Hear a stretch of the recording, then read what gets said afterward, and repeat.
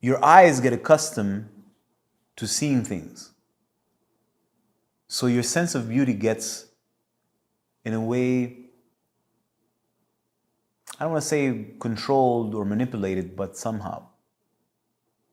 You see something over and over and over again. What you see starts to trigger certain sensations in your brain and in your nervous system, and certain pathways are created. That's what advertisement does, effective advertisement. It gives you sensory overload with an image, a sound, and they can use certain images that are associated to smells so that it creates a something in your brain. And now it's literally, that's how you get conditioned. So eventually you start to see that as pretty. You don't see it as pretty, you see it and it creates a sensation. And that sensation you associate to arousal, which means it's pretty. Or I like it. But that was constructed. But you don't know that, you don't realize that. When I look back, I'm like, well, I know what I was trying to do. And when I see the style from the 90s, well, I'm like, that looked great, that was dope, that was G. But in a way, if you zoom out, you're like, well, you almost look a little ridiculous.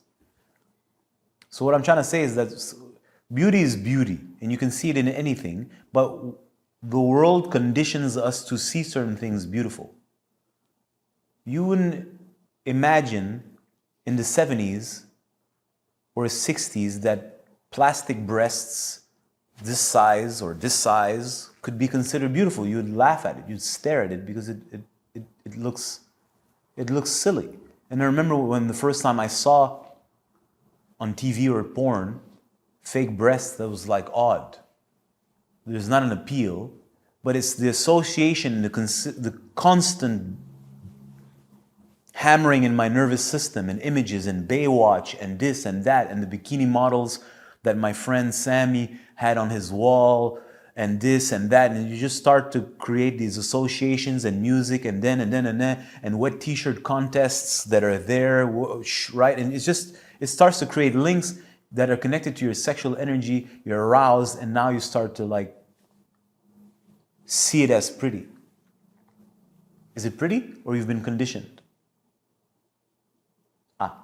So you don't know that you're conditioned.